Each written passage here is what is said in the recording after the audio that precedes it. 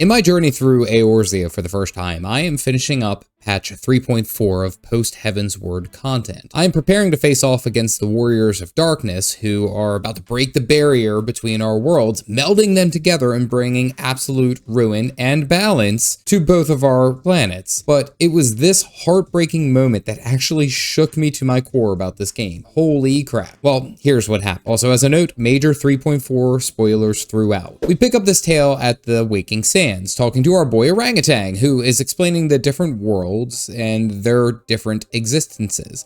But the Warriors of Darkness actions to meld the worlds together would absolutely bring ruin to everything, extinguishing all life and rejoining them with the life stream, aka back with the Aethermami crystal. But if they fail, the exuberant light would then cleanse the entire planet and then make way for the void, where everyone will not know life nor death. The reasoning is that it's better to live and die rather than to never exist at all.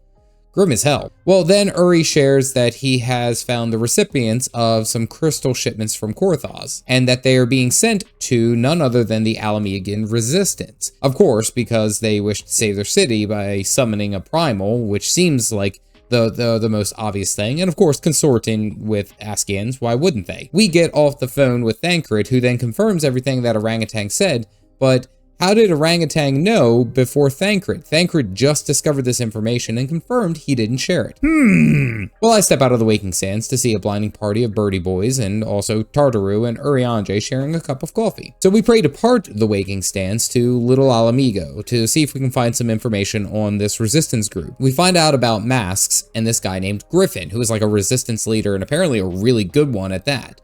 Alfie makes an astute observation that we should probably go talk to Gundabald, and he is like, yeah, this dude, Griffin, is like an Omega Chad. People love him. I mean, how many times do we have to see this, that people blindly follow other people in masks and thinking that it's going to turn out all right? I mean, I'm just saying, I know you're at the end of your ropes, but come on now.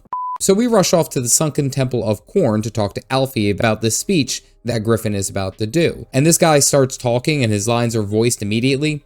I knew exactly who it was. It was Ilbert.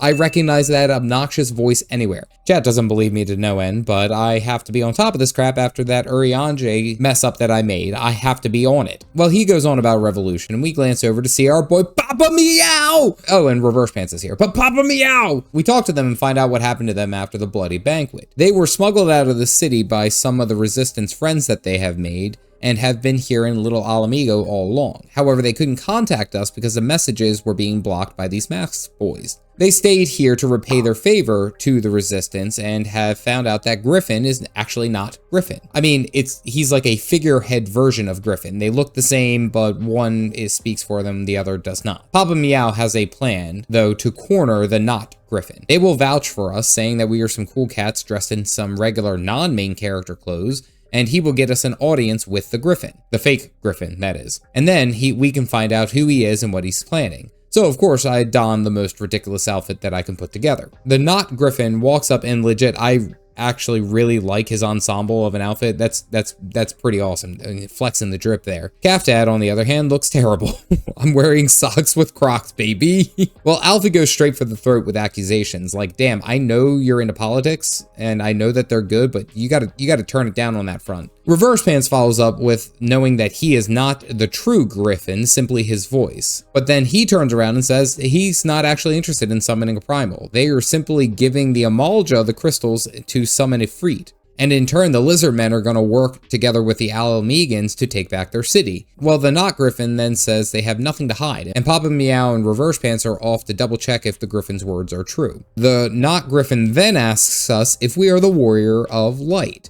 And it's really, really hard to hide that stash. I mean, I'm sure I'm put on a poster somewhere. Apparently, he's thanking us for being a beacon of hope, and we even saved him at one point, which I don't remember it. Chad then drops this line. Would you perchance be the Warrior of Light? No, senor. My name is Juan. Papa Meow lets us know that shit's about to go down, but we find out that Yida is actually Alamegan, and that's a cool bit of information. Well, we rush off to tell Thancred and Alice of all the shenanigans that just happened, and we agree that it is time to go and charge into the Amalja camp to stop Ifrit from being summoned. Then we see the non-Urianger talking in his cryptical ways about a chance of something to happen. Well, the Dream Team rushes into the Amalja camp, but there are no Amalja to kill, and inside the Bowl of Embers is the Warriors of Darkness. And they have already killed all the lizards, and of course he starts taunting us, talking about how slow we are. Like, dude, I don't know if you got one on your world, but we got Alfie, and we can't move so fast because we're dragging his huge-ass ego. We exchange for a quick bit, and Alice says, my talents lie elsewhere. So I start immediately ranting about her pulling out a gun. How epic would it have been if she just, like, pulled out, it's like, haha, I cast gun. It would have been so awesome. Anyway, she doesn't pull out a pistol, but instead she pulls out a giant Aether sword, and she's actually a red mage. Okay, so that's pretty cool, I guess. So now it's go time. I really hate to say, but I beeline for this Lalafell. Not because of them being a Lalafell, but simply put, she's a healer, and you gotta kill the healers, right? Well, I pop all my cooldowns and absolutely wreck all of them here. It wasn't even a contest. Then they summon the powers of their Echo and all rise up to full HP. And here I go, killing again. Well, this repeats another time, and it's like, good God, man, just stay down. The Warrior of Darkness then binds us up in some shadow chains, which one of these chains is placed precariously in a spot I hope is my waist. It's a little low, but out of the back line comes a bunch of shadow bolts, and we turn to see the Masked Man. The Warrior of Darkness gets angry because of this betrayal, but Urianger starts dropping lines and comes in with a full face reveal. And legit, everyone in chat is like, oh no, he's hot! Well, he reveals that he's a double agent, of course, which we knew, and it didn't take any time for us all to figure that out. But now it's a 5v5, and their mage starts casting their huge big mega deaths. And Alice says that she can do the big mega life spell. Well, again, we make a beeline for a specific Lalafell. This time was with just extreme prejudice because you guys were taunting me. I need to fill up the Blade of Light with Aether, but I'm just like killing these guys without actually realizing what the hell I'm supposed to do. Supposed to Aether dump, but I'm gonna fail this instance because I don't know what's going on. I'm just killing people. Well, Alice gets mad for me for dumping too much Aether. Like, woman, what do you want from me? This goes back and forth for a little bit, but then we get the full channel and blast the bad boys off. And they still get up, and it's like, guys, come on, just pack it in. Just final warning, stay down. The Warrior of Darkness then says, have you never thought about how we came to this world? And then he pulls out a forbidden pocket candy, and we find out that they cannot actually die. Alfie then says, you would have had to renounce your soul to do so. They gave up their souls to save their world. They fought and won everything thrown their way, but their world is still being destroyed. They literally did their job too well. They did everything right and are still failing. They brought their world to the edge of destruction by making the light too powerful, by cleansing all the darkness. So they needed to go to extreme lengths to save their world. Legit, I'm an ass for calling them the Warriors of Darkness. Man, like, that's on me. I feel bad. They fought for their world, and it still wasn't enough. So they hold up their crystals, and I counter with my forbidden rock candy too, and then we were brought before Crystal Mommy on a snowflake. Urianger then says that he has brought a bounty of light and now calls for Minfilia to come down. And there's our girl Minfilia. We get to talk to her. She says that she has heard you, and she will go to the Warrior of Darkness's world to reset the balance and soak up all those extra holy juices. Ardbert, the Warrior of Darkness, gets pissed and then tries to attack a god, which she just freezes him, and it's like, oh, you fool. Minfilia then thanks Urianger for bringing everyone together, and then Urianger reveals that he orchestrated the whole thing, because he knew that Minfilia would have to be sacrificed to save the world of the First as well as ours. Minfilia starts saying terrible goodbyes, but then Thancred drops this line. Sometimes I forget you are not the child I once knew. Make me proud. Make me proud.